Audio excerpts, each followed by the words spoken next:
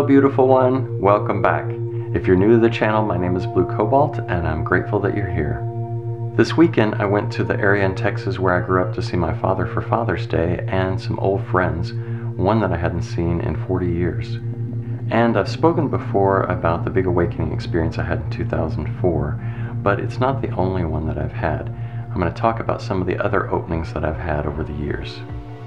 Alright, I'm glad that you're here. Let's get started. Intro.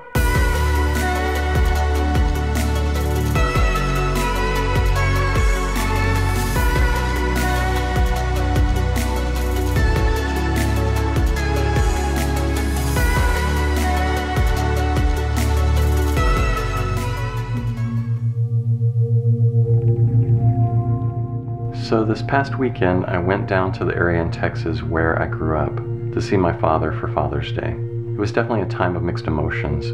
All these memories come up for me of how much I was bullied and abused back then, how incredibly awful my childhood was in so many ways.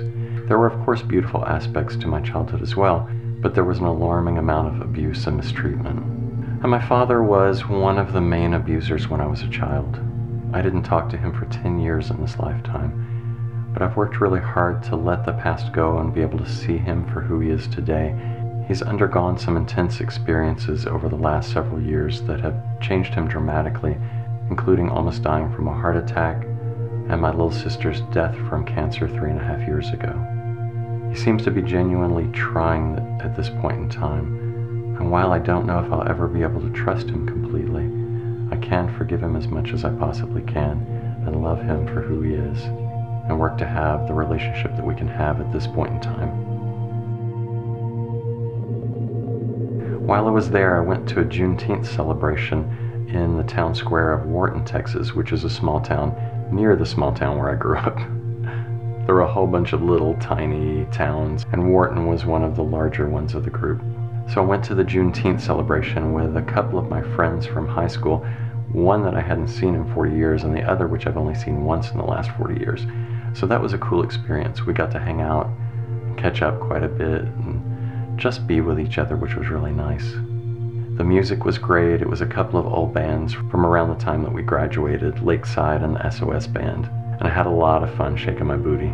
It was very, very surreal to be hanging out with these two old friends from 40 years ago in this town that I didn't really like, but having a great time. Really, really enjoyed myself. And I'm looking forward to getting a chance to hang out with Lauren and Teresa again soon.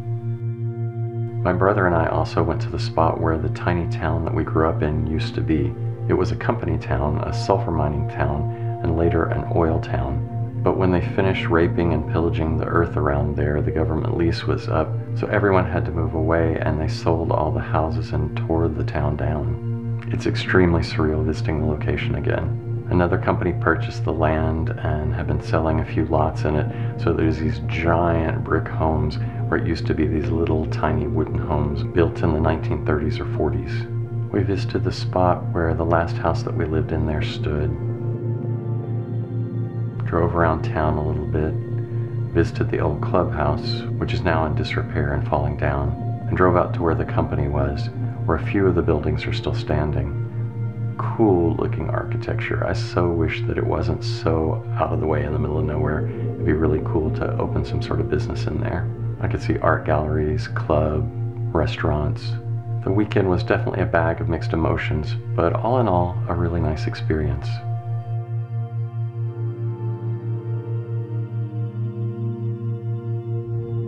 So, awakening experiences. I've spoken about the one that I had in 2004 that completely changed everything for me, but I've had other ones. In Zen Buddhism, they're called openings rather than awakenings. Openings because it's a time when your mind opens up and then closes back down. However, when it closes back down, you've seen things that you can never unsee and you've experienced things you can never unexperience, so your life is completely changed as a result. The opening I had in 2004 was by far the biggest one. It lasted 2 weeks and it changed everything for me really dramatically. But there have been a few others.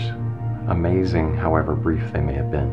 One time I was visiting my mother and my little sister here in Texas, and my sister and I had gone up to the Walmart. We were walking around the store and I was feeling pretty triggered and judgmental at all the people around me. when I made eye contact with one woman and there was a sparkle in her eye, and I saw the Divine Mother in her, and then all of a sudden everyone and everything became the Divine Mother, and it was really beautiful, and I was just filled with love and joy, and was deeply immersed in the experience of everything as the Divine Mother. When I made eye contact with another person and there was another sparkle in their eye, and then suddenly I saw everyone as me. The experience was very similar in character to the one I had in 2004. I was fully immersed in the experience of everyone and everything being me, and I just started laughing. My little sister thought that I'd gone nuts. It only lasted for about 15 or 20 minutes or so, and had faded by the time we got back home. There have been other openings that have occurred that were similar to that, where I saw everything as the Divine Mother or everything as me for a brief few minutes. But in Florida, I had a couple of experiences that were beautiful and different. After my little sister passed away a few years ago, I spent a lot of time in Florida and Asheville, North Carolina. Both times it happened, I was at an ashram in northern Florida, near Sebastian, Florida, called Kashi, where I filmed an episode of a documentary series I was working on about intentional communities. Both times I was meditating in the eco-village area that they had, doing zazen with my eyes open, just gazing into the jungle wilderness there. I had finished meditating and stood up, and when I did, my normal sense of self and personality structure dropped, and there was just simply the all. It wasn't all the Divine Mother or all me or all anything in particular. It was just all the same thing. There was no me and other. There was just oneness, absolute oneness. And my body took a few steps forward within this oneness, and there was just an absolute sense of peace and wholeness within it all. But then a sense of not being ready for this experience arose within my mind, and my body actually stepped backward, back out of this experience, back into my personality structure, and back into a sense of feeling small, for it wasn't ready to let go of this human experience. I was immediately a little upset after that happened, upset that I hadn't been able to just let go and step into the seamless experience. But I soon let go of that and just began to trust in why that had occurred and what my experience was. The exact same thing happened when I revisited the ashram several months later. Exactly like that. Seamless experience, stepping into it and then backing back out of it. Without any control over stepping back out, it just happened like a reflex. I don't know if that was simply a glimpse or if one day I will step back into that seamless experience. It was incredibly beautiful, but incredibly different from the normal everyday experience, just as the other openings were, and each of those very different from the others. I do want to make sure you understand that awakening is not just something for special people. Anyone can awaken, anyone can experience openings. It's just a matter of being open to it, basically, of doing the work, of practicing zazen, of being the stillness, so that the awareness within you can recognize itself, and then it's an experience that just unfolds at its own pace and completely out of your control. The great mystery of life and awakening and unfolding. Wonderful. I'm so glad that you're here. Thank you so much for watching. If you like this video, please like it below so that others will see it. And if you haven't subscribed yet, please do. I'm very grateful for your continued support, and I love you very much. I hope that you are having a beautiful day. Peace.